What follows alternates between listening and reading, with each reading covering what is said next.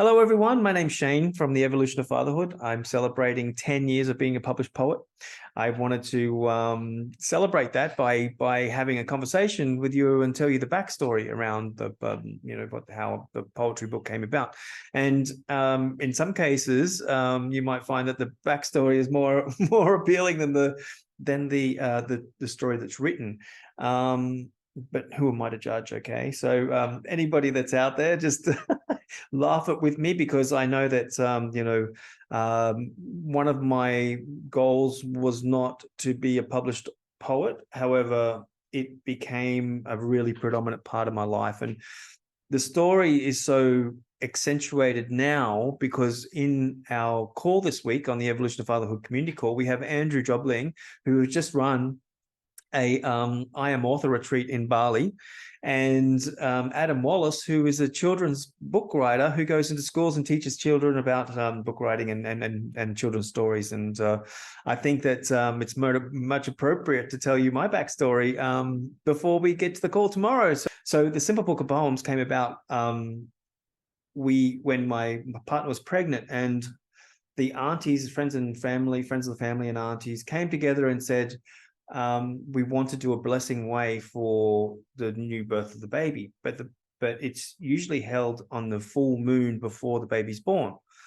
And so we agreed, and the aunties came to me and they said, we would love you to write poems for the blessing way. So the way we see this, we're going to take you out to a property and we're going to stop at certain positions, and we want to celebrate all the elements, so wind, fire, earth, and air.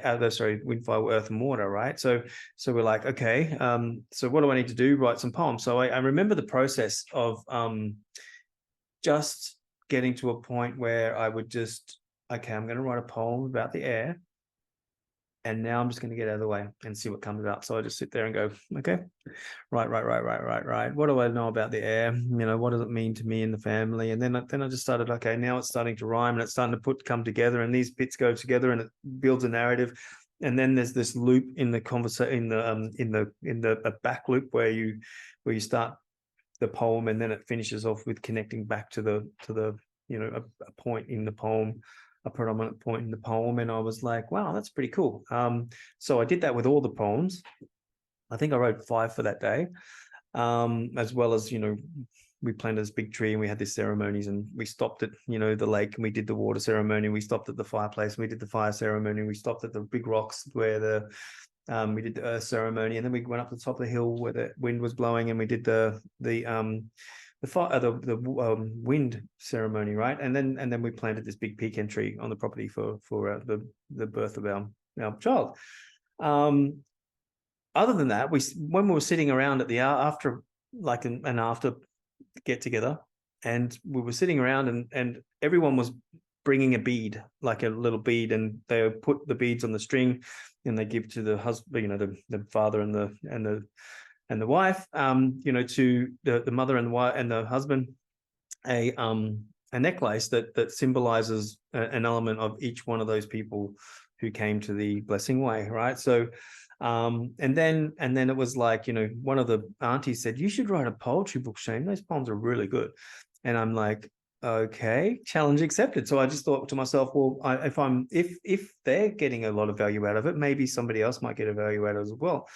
But it was more that there was this part of me that was about healing myself with it, right? Like I had this, this understanding, and what I don't know if it's like to be a new father, especially I was like, 40 years old, and knowing that I was going to be a new dad, and I had all this, it challenges you to redesign your life, right? So it was kind of like this, and writing poetry made me find that place where I was okay, where I could see through whatever I was challenged with, or whatever I was thinking that I couldn't do, or my limitations. It became my strength. So I remember it being like really a profound moment in my life where I was like, okay, so now I've got to find a publisher and, get this. I didn't know nothing about publishing a book. So then I was like, I need to write more poems. I found out how many poems, basically average poem that I need to be in a book. And then I remember my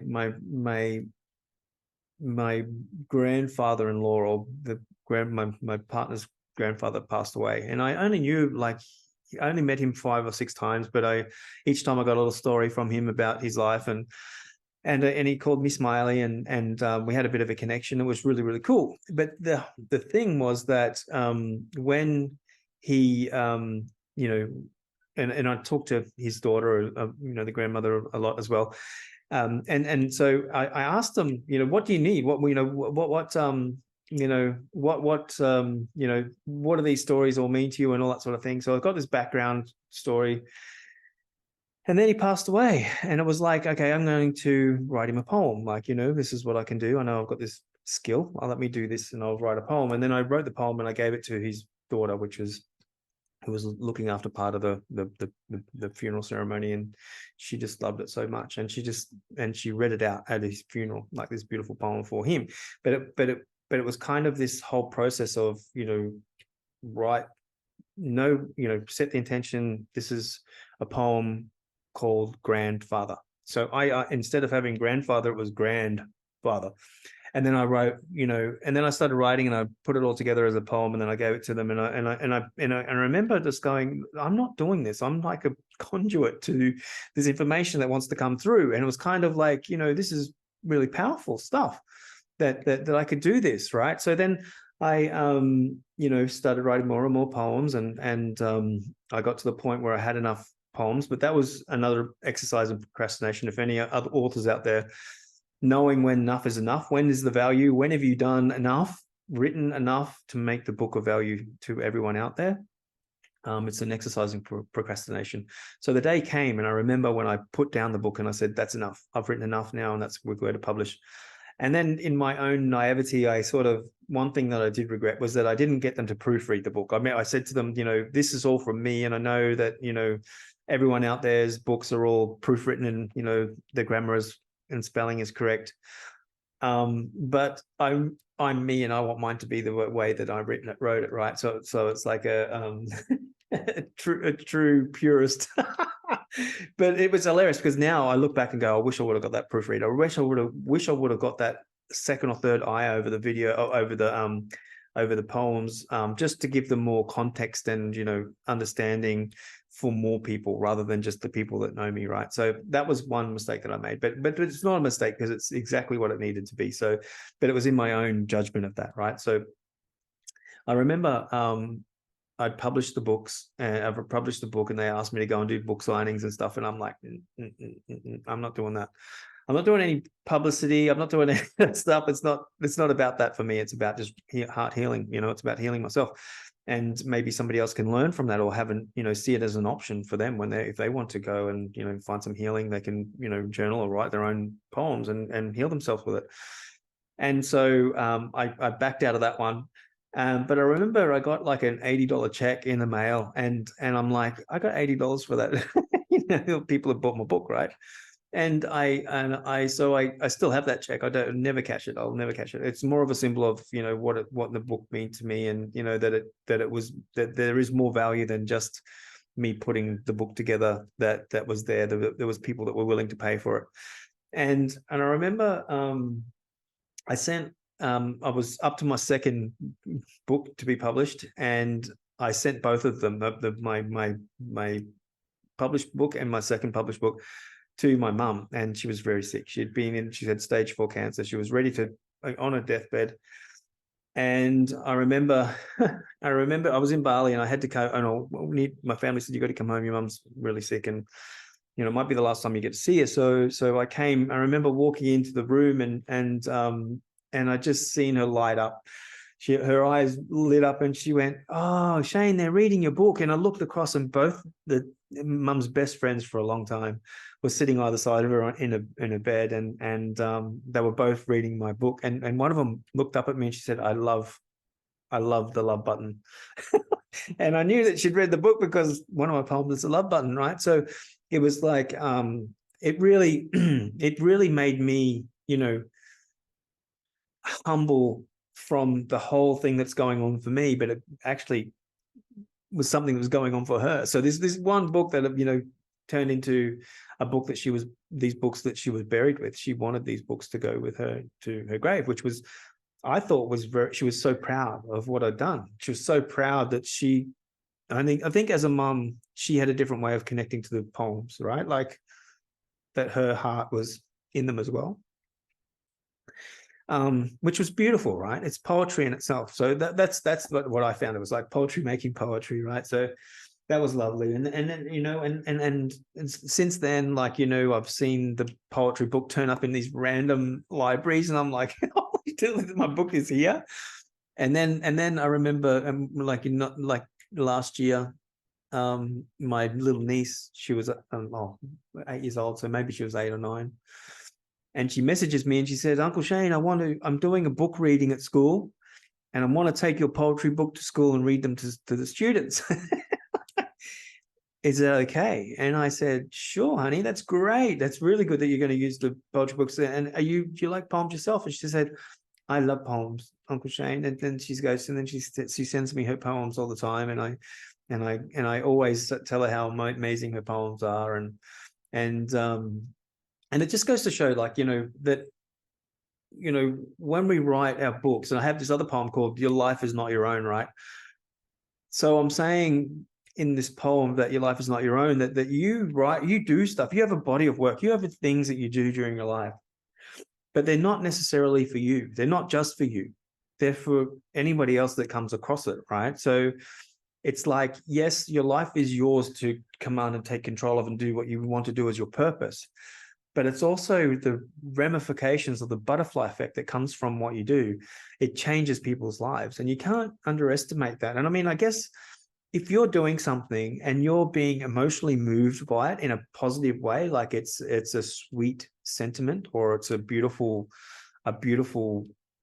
image. And I remember, like, I wasn't a poet, I wasn't a writer at all, but I was very sensitive, and I knew when I was young, when I was dating, I would slip little notes everywhere, like, you know, little poems, little notes, a little bits here and there, just to say, you know, just to tell my partner how much I loved her. And I remember, you know, that's as far as it went. So for it to go from this little, you know, writing love letters to my partner to a published book, and my mum, you know, being my biggest fan, I thought, you know, that was, you know, that's a huge accomplishment, right? And it doesn't matter the scale, right? It doesn't matter the people, the amount of people that it affects. It matters the you know, the caliber of people that it does affect, right? And your mum has to be up there on your you know, your caliber of high influences, right? So I just wanted to share that story with you, because it's an amazing story coming up to our conversation tomorrow around AI and how, you know, beyond the spoken words, and what it is to be, you know, a male, you know, mentor, teacher, you know, part of, you know, an author, because it's something that needs to be talked about at this point, because we've got a lot of stuff going on, and, you know, the ratio of teachers to male teachers to students in middle school, and the lower the, you know, the younger the kids get at school, the less likely to see any males in that sector. So I don't know. I mean, just from my experience, what do you guys think? I mean, I think that you know, my story in itself, like, you know, how, you know, poetry helped me and writing helped me. I think that could be a really good thing for other kids and people to know that there's options out there to be able to deal with your emotions. You know, that's why I think Facebook works on another level as well, is that when people post, they post and have to write something that expresses them, right? So it's kind of like that. It's just another step of this emotional coming out, being written out there, rather than being just in here. So yeah, let me know your thoughts. Tell me what you think. I'm open to a conversation with anybody around being an author. If you want to come on the call tomorrow, it's 3 p.m. Singapore time. The link is in the box down below.